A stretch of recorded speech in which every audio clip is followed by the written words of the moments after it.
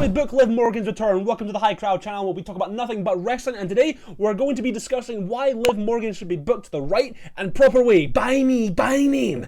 And if you like more of this content, be sure to like and subscribe, and let's get right into it. Jump into the deep end with me. So Liv Morgan made her triumphant return on the big stage, on the big Survivor Series, to help out Dom Mysterio, take out John Cena, and reclaim his Intercontinental Championship.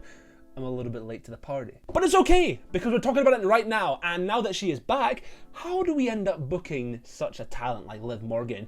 Just this pure perfection of a heel diva. Sorry, we can't call her diva anymore. Now that she is back, how do you end up booking someone again like Liv Morgan? Someone that's been out for a couple of months. What's the best way to book Liv Morgan back into the main spectacle of Monday Night Raw and the WWE beyond? Well, that's why I have got the niche for that. I'm going to be naming 3 different examples of how Liv Morgan could be and should be booked as her triumphant return happens right now in the business. Of course, we need to be gratuitous about this because a lot of these things might not happen or could happen. Maybe the WWE knows something that I don't know. Maybe they've already got plans for Liv Morgan. But I'm the main writer. Did you not see my video? How do you book Liv Morgan? Step 1, first example. Are you ready? Turn her face is my first example. Because in the Judgment Day right now, I don't think there's any doubt in my head that now that she has returned, she is the most popular member of the Judgment Day. Dominic Mysterio was very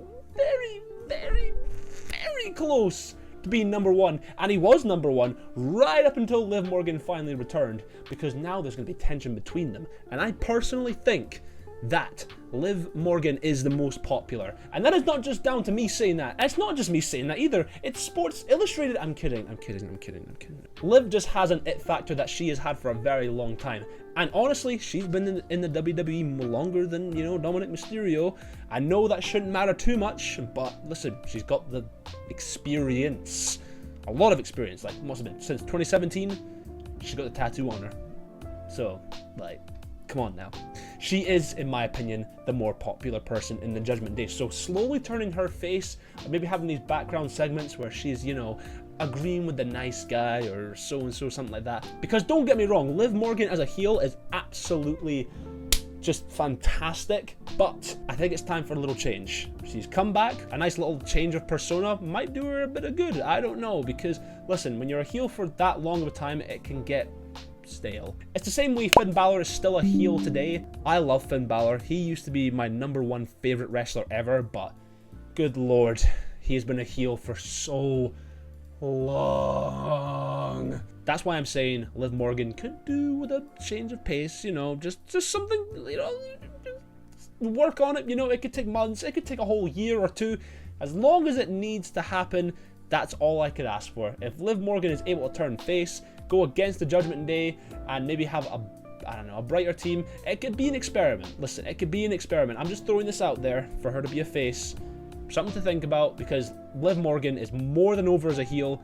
She's going to be more than over for a face. As a face. Definitely face. But that's just one thing. One way how I would book Liv Morgan is slowly turn her against the Judgment Day and make her a face. What is the second way I would book Liv Morgan as now she's returned to the WWE? Well, stay with me now. This sounds a bit insane, and it could probably end up being so bad. It could end up being just the most terrible idea. But what about a fatal 4-way triangle? No, that's not. What about a square? A love square. Yeah, there we go. A love square between Liv Morgan, Roxanne Perez, Finn Balor, and Dominic Mysterio. Holy hell, would that be amazing. It could end up a 2v2 match, intergender. We have Liv Morgan and Dom versus Finn Balor and Roxanne. They could collide together in this great little thing. Oh man, there's a lot of possibilities for a love square. Like, come on now. Are you not with me here on this one? For example, for a while we saw Roxanne Perez and Finn Balor having a little bit of a do-si-do with each other. They were loving each other up, they were feeling it, they were giving each other smiles and stuff. Now we don't see it as often as we used to. But if they are to bring it back, and Roxanne is to go with Finn, but also Liv Morgan likes Finn too, but then Dom's like, no, you're with me, and she's like, yeah, but Finn's got nicer abs, and no, Something like that. I don't know. Not as, mental as the way I'm doing it, but something along that line would end up with a 2v2 match and maybe something else in the future as well. There would always be tensions within the Judgment Day. Something like that could be cinema. And it is my second reason of how I would book Liv Morgan now that she's returned to the WWE. But what's my third reason? What is that third reason? Well, it is the most obvious reason, I think, out of everything, and that is for Liv Morgan, Dominic Mysterio, and Roxanne to have a love triangle. It's the most likeliest thing that is going to happen. I wanted to save it for last because I wanted to give you some nice little fun ones to have at the first ones, but we all know most likely it is going to be a love triangle between those three people. Now, how is that going to play out in the Judgment Day? Well, I believe that if it is meant to happen, that Roxanne does have a nice little funny thing with our boy Dom, maybe they start flirting a bit more, maybe they get caught in the act almost like Liv Morgan used to get done with Dominic Mysterio. I remember those segments backstage, they were golden. They were so good. So have something similar with them too. Maybe they're like, they're doing the thing in the back. And then something happens with Liv and she's like fighting with Dom and they're like, come on, how can you do that? Something like that. Something like that would, be interesting for the WWE fans and me personally, because I love triangles that have a spliff in them. And I think those two together, it would make wondrous things. So that is how I would book Liv Morgan's return to the WWE. I know it's a little short video. I'm just trying to get back into the groove of things.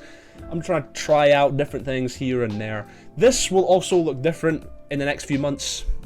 You'll see what I mean soon. But that is going to do it for the video. Be sure to like and subscribe and comment down below. What was your favorite moment of Liv Morgan's return? Was it the fact that we almost thought that she was going to pair it with John Cena? Or was it a low blow to John Cena that made it all the while worth it? Tell me down in the comments below, and I will see you guys in the next video that I will be producing. See you later!